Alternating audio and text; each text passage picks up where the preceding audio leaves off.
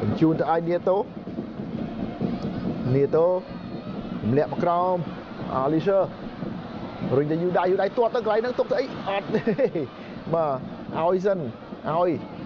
កាត់មកហើយបាទទប់ទ្រូងទៅនេះទាត់យកតែម្ដង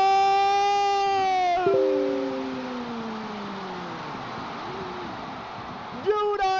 អូយ៉ាវ៉ាបាទមុននោះប្រាប់ថាទាត់មិនទាត់ទេតែឡងមកវិញហើយក៏ដាច់ចិត្តទាត់បញ្ចូលទីបានយ៉ាងល្អ1-0ដល់យូដៃអូយ៉ាវ៉ា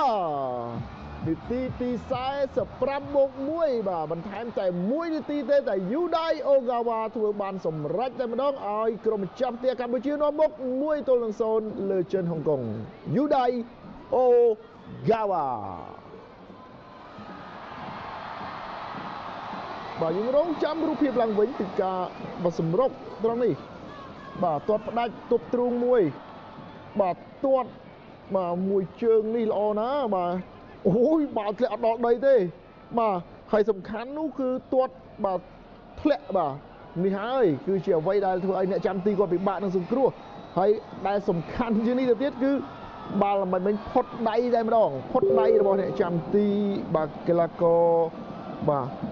បឹងឈឹកហេតែម្ដង1-0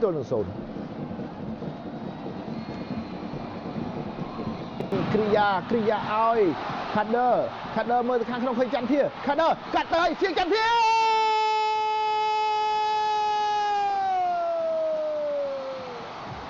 2-0ដោយសៀងចន្ទធា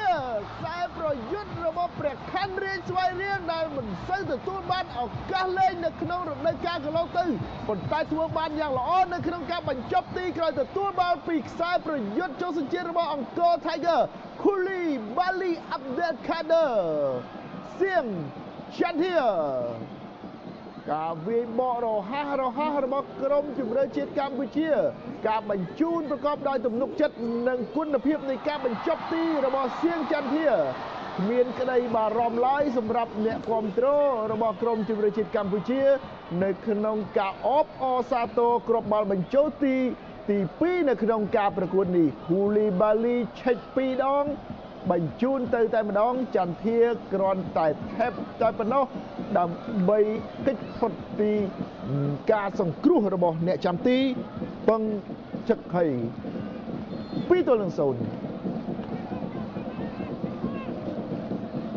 នេះគឺជាការខកខានដ៏យូររបស់ចន្ទធានៅក្នុងការស្វែងរកគ្រាប់បាល់ឲ្យក្រុមជម្រើសជាតិកម្ពុជា